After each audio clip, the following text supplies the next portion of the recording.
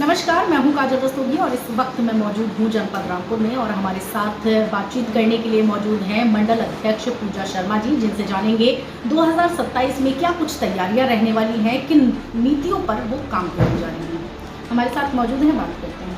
कैसा लग रहा है 2027 में जो चुनाव नज़दीक है, क्या तैयारियाँ हैं, उसको लेकर क्या कुछ करेंगे? क्योंकि तैयारियां तो 27 के लिए स्पेशल नहीं है, हमारी ये तैयारियां चल रही हैं जब से हमारी सरकार बनी है और जनता को अधिक से अधिक सुविधाओं को देने का या उनकी सारे लाभ देने की नीतियां वो शुरू से चल रही हैं। कोई स्पेशल 27 के लिए तैयारी के लिए हम कि अभी चुनाव आ रहे हैं तो हम स्पेशल तैयारी करें, ऐसा कुछ नहीं। हमारी पार्टी हमेशा तैयारी पर रहती है, जहाँ जिसको समस्या होती है उसका समस्या का निदान किया जाता है। लेकिन जनता की काफ़ी सारी समस्याएं हैं जो कि मतलब चुनाव से पहले जो दिखाई नहीं देती लेकिन चुनाव के बाद दिखाई देती हैं।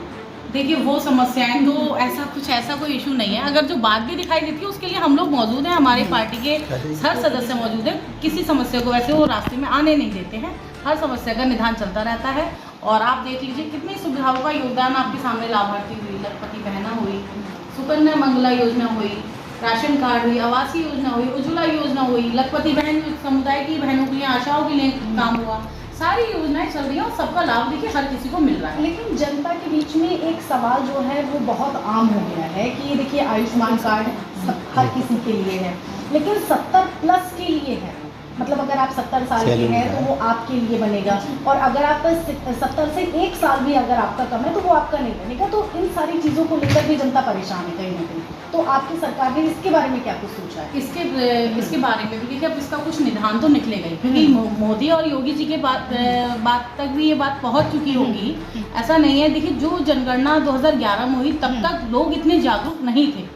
जो आज की जनता हमारी जागरूक है, उस टाइम पे लोग इतने जागरूक नहीं थे। जागरूकता का ही असर है कि मोदी योगी जी ने लोगों को इतना जागरूक कर दिया है।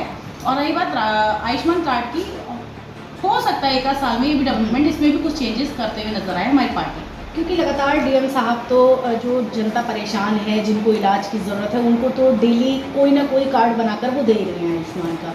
जी हाँ, देखिए मनादी तो किसी के लिए नहीं, उपचार तो कर ही रहे हैं ना। पार्टी के थ्रू कैसे भी कोई भी प्रावधान हो रहा है, किसी को उस सीमा के अंदर तो नहीं रखा जा रहा कि वो परेशान होकर टहल रहा है, निजात तो उसका हो रहा है। अगर इसमें का कोई व्यक्ति है तो हमारे रामपुर में भी या आकाश भैया के पास भी आप जाइए, कहीं से भी उसका निदान निकाल के इलाज उनका कराया जा रहा है। अच्छा, अगर जनता को समस्या हो तो वो किसके पास है?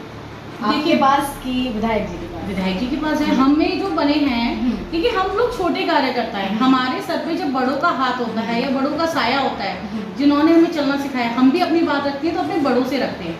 तो हम हमेशा ये कहेंगे, जन हमारे कार्यालय का नाम है, आप मेरी बातों को ध्यान दीजिएगा। हमारे मतलब उसमें मैं नहीं हूँ, सबका साथ सबका विकास। सबका साथ सबका विकास, उसमें हमारे कार्यालय का नाम है जन सेवा कार्यालय, मतलब जनता का दरबार, जहाँ आकाश भैया सुबह भी बैठते हैं, शाम भी बैठते हैं, दोपहर में अपनी मीटिंगें करते हैं और लोगों की समस्याओं का निराकरण भी करते हैं। निराकरण भी होता है। देखिए, अब जो आपने बता दिया 2027 में आपकी क्या तैयारियां हैं और किन किन मुद्दों को लेकर आप लोग आगे बढ़ेंगे, क्योंकि आपका कोई नया मुद्दा नहीं है, सारे पुराने मुद्दे हैं। और जो अगर नया मुद्दा आता भी है तो आप उस पर काम करेंगे। अब पंजाब के लिए क्या कहेंगे? पंजाब के लिए तो एक आपने भी डिबेट आई थिंक देखी होगी, जब मैंने देखी है तो आपने तो ज़रूर देखी होगी। वहाँ के भगवत मान जी कह रहे थे, बताइए 2000 उसमें कौन चाहता है कि हाँ कि दोबारा से आपकी सरकार बने। उनके खुद के पार्टी के लोग हाथ नहीं उठा रहे थे।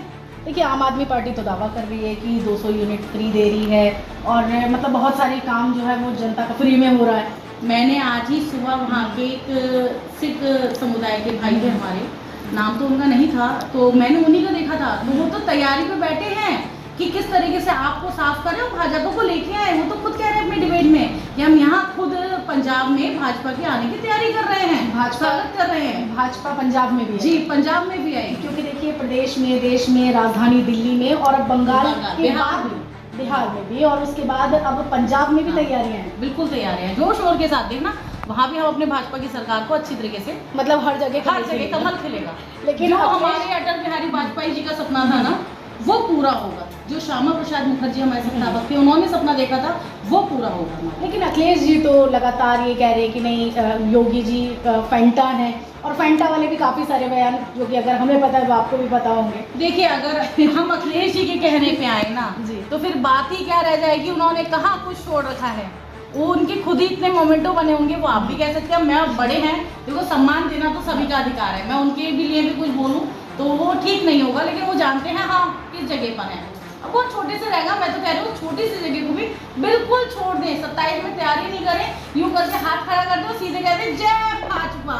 लेकिन अब तो उनका ये भी एक बयान बहुत ज़्यादा चर्चाओं में आ रहा है कि 2027 में गठबंधन की सरकार बनने जा रही है उनकी, और उसके बाद जो रामपुर के जो सांसद रह चुके हैं आजम खान साहब, उनके साथ जो अन्याय हुआ है उसको लेकर भी आगे काम करेंगे। देखिए सपना देखना सभी का अधिकार है, आप भी रात को सोइए, आप भी सपना देखिए। सपने देखने में कौन से किसी के लिए पैसे जा रहे हैं? अगर वो सपना देख रहे हैं तो वो सिर्फ सपना ही रहेगा। वो कार्य किस चीज पे कर रहे हैं? उन्होंने किसी चीज पे कार्य किया है? कह रहे हैं बीजेपी जो सरकार है उसने आजम खान पे बहुत जुल्म किए। अरे भाई इतने जुल्म किए हैं, रामपुर वासियों से पूछो। शुक्र नगर विधायक आकाश सक्सेना जी को, जो जनता को राहत दी है, उन्होंने उन्हें जेल में डाल के। अगर ये आकाश सक्सेना भैया नहीं होते, आकाश सक्सेना भैया जी के चर्चे हमारे पश्चिम बंगाल तक हैं, जहांगीर तक के लिए उनके चर्चे हैं। सोचिए हमारे रामपुर के पार्टी के कितने बड़े कदावर नेता का नाम पश्चिम बंगाल तक चर्चा में, ये कोई आम विषय की मुद्दा है क्या ये? तो ये जो आज अखिलेश यादव जी जो दावा करते हैं वो सब हवाबाजी मान सकते हैं। देखिए एक छोटी सी बात है लेकिन वो बहुत बड़ी बात है, छोटी सी है लेकिन बहुत बड़ी है। देखिए अखिलेश यादव जिस भी पार्टी का समर्थन करते हैं वो पार्टी डूब जाती है, बिल्कुल डूब जाती है। मैंने अभी क्या कहा, वो जितने हैं, जितने छोटे हैं, मैं तो कह रही हूँ सीधे अब बंद मुट्ठी करें और हमारे साथ बोले जय भाजपा, क्योंकि हम उन्हें भी सम्मिलित कर लेंगे। क्योंकि आम आदमी पार्टी के साथ थे तो उनके साथ क्या हुआ, देखिए और अब बंगाल में मैंने कहा ना, देखो बड़े हैं, मेरे मुंह से ऐसा शब्द मत निकलवाइए जो उनको भी ठेस पहुंचे। तो अच्छी बात है, देखो सपना देखने का उनका अधिकार है, सपने देखे, लेकिन कार्य करने का भी अधिकार है, जो उन्होंने कार्य आज तक नहीं किया। जो हमारी पार्टी कार्य कर रही है, सबको साथ लेके चल रही है, सबका साथ सबका विकास, और 2047 तक तो हम विकसित भारत बनाने का जो सपना देख रहे हैं उसे भी पूरा करेंगे। तो हमारे साथ ये थी मौजूद जिनका कहना था कि अब जो है वो बीजेपी का कमल पंजाब में भी खिलने जा रहा है। कैमरामैन सहयोगी के साथ मैं काजल रस्तोगी, रामपुर।